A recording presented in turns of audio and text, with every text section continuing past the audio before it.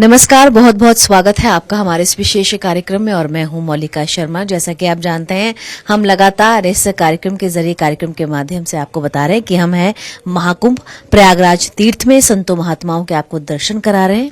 अभी हम हैं परम पूजनीय महाराज रामभद्राचार्य जी महाराज के शिष्य रामचंद्र दास जी के साथ जानेंगे महाकुंभ की महत्ता, लाभ के विषय में गुरुदेव से। गुरुदेव, बहुत बहुत स्वागत है आपका। जय श्री राम। जय श्री राम। सबसे पहले तो आप बताएं, ये जो महाकुंभ है, विचारों का कुंभ है, आपका क्या कहना है?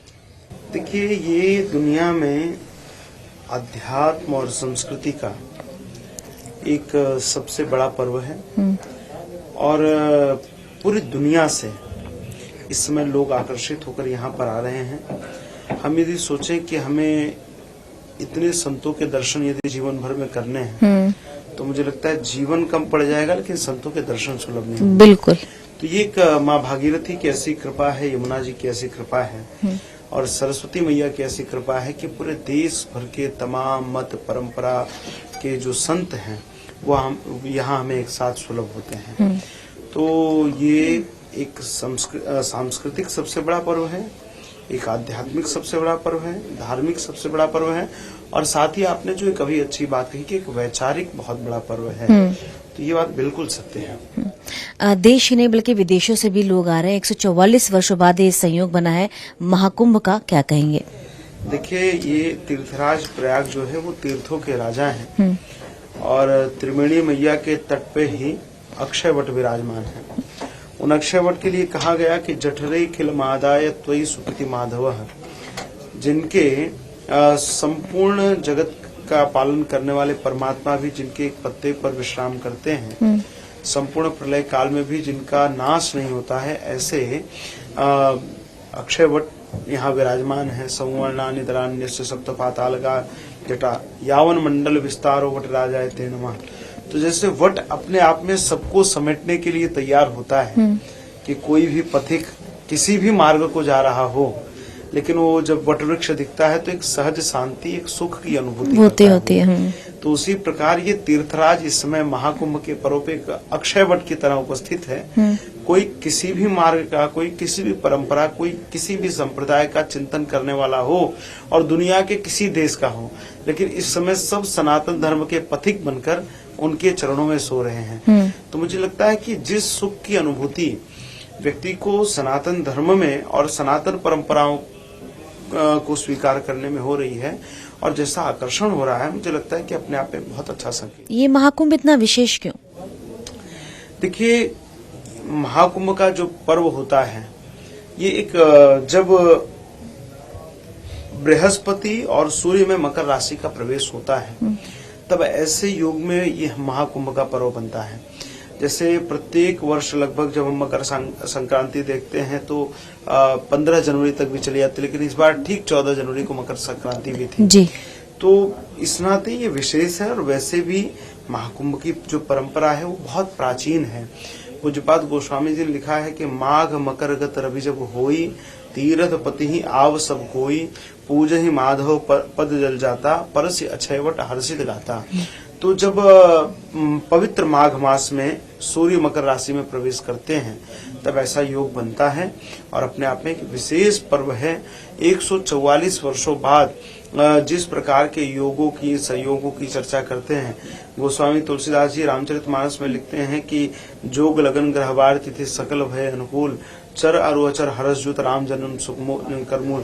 तो उसी प्रकार की परिस्थिति, योग लगन ग्रहवार तिथि, सब चीजें, परिस्थितियां सारी अनुकूल बनी हैं, चाहे वो आध्यात्मिक हो, चाहे वो वैदिक काल गणना के अनुसार हो, चाहे ज्योतिष की गणना के अनुसार हो। तो सारी परिस्थितियां जब अनुकूल बनी, इस नाते ये कुंभ अपने आप में बहुत विशिष्ट हुआ है। बसंत पंचमी में तीसरा शाही स्नान होगा, उस पर क्या कहेंगे? देखिए, यहाँ पर सरस्वती जो है, सरस्वती मैया के प्रकट रूप में दर्शन हमें नहीं होते हैं जी। माँ यमुना का, माँ गंगा का संगम में स्पष्ट दिखता है, लेकिन सरस्वती लुप्त रूप में है। तो मुझे लगता है कि वो सरस्वती यहाँ जो लाखों संत पधारते हैं उनकी वाणी के माध्यम से प्रकट होती है जी।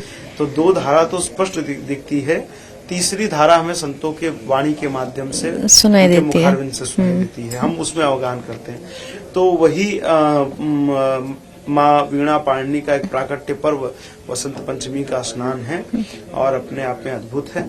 ये पवित्र माघ मास में पूरे प्रयागराज तीर्थ में, पूरे प्रयागराज क्षेत्र में जो भागीरथी की धारा बहती है, उन भागीरथी में ये स्नान का महत्व है। तो जो भी नजदीक की धारा, यदि आप आ भी गए हैं तो जो नजदीकी धारा, आप जिन भी महापुरुषों के, संतों के, गुरुजनों के सानिध्य में रह रहे हैं, जो भी समीप की धारा हो, आप वहां पर स्नान करें।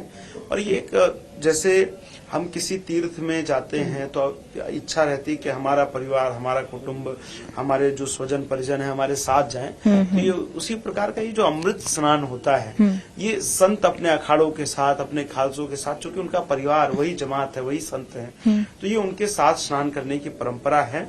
एक एक व्यक्ति का इस सनातन के लिए महत्व है, एक एक व्यक्ति की आवश्यकता है। तो आप सब जब भी स्नान पर्व में आए या तीर्थराज आए तो इस बात का विशेष ध्यान रखें। श्रद्धा चैनल के दर्शकों के लिए क्या संदेश देना चाहेंगे? बहुत ही अच्छा प्रयास, अनूठा प्रयास हो रहा है। इस समय करोड़ों लोग यहाँ पर आ रहे हैं, लेकिन ऐसे भी बहुत सारे लोग हैं जिनके मनोरथ होंगे यहाँ आने के, वो यहाँ पर नहीं आ पा रहे हैं। लेकिन श्रद्धा चैनल उनकी श्रद्धा को तीर्थराज प्रयाग लेकर आया है और तीर्थराज प्रयाग की ऐसी झांकियां, दुर्लभ संतों के दर्शन और तीर्थराज का जो इस समय वैभव है वो उनको घर बैठे दिखा रहा है। तो मुझे लगता है कि उनकी यात्रा आप कर रहे हैं तो इसका पुण्य भी उनको प्राप्त हो रहा होगा। मैं आपके प्रयासों के लिए आपकी पूरी टीम को ढेर सारी शुभकामनाएं देता हूं। माँ भागीरथी की कृपा, माँ त्रिवेणी की कृपा, अक्षयवट महाराज की कृपा, श्री हनुमान जी महाराज की कृपा और सभी संतों की कृपा आप सबके ऊपर और श्रद्धा चैनल के प्रत्येक दर्शकों के ऊपर बनी रहे। गंगा मैया सबको प्रसन्न करें। गंगा मैया तो हमारी बहुत उदार है। हमारे यहाँ कहा गया, गंगा गंगेत यो ब्रूयात योजना नाम सतैरपि। 300 योजन दूर से भी जो गंगा गंगा कह देता है, हे माँ कह देता है, माँ गंगा उनका कल्याण यहीं से बैठे हुए कर देती हैं। तो आप, मुझे लगता है इतने यात्रियों की भावनाओं को यहाँ तक पहुँचा रही हैं, उनकी श्रद्धा को यहाँ समर्पित कर रही हैं। तो माँ भागीरथी की कृपा, त्रिवेणी की कृपा आपके साथ, आपके सभी दर्शकों पर बनी रहे, यही शुभकामनाएं देता हूं। बहुत बहुत धन्यवाद।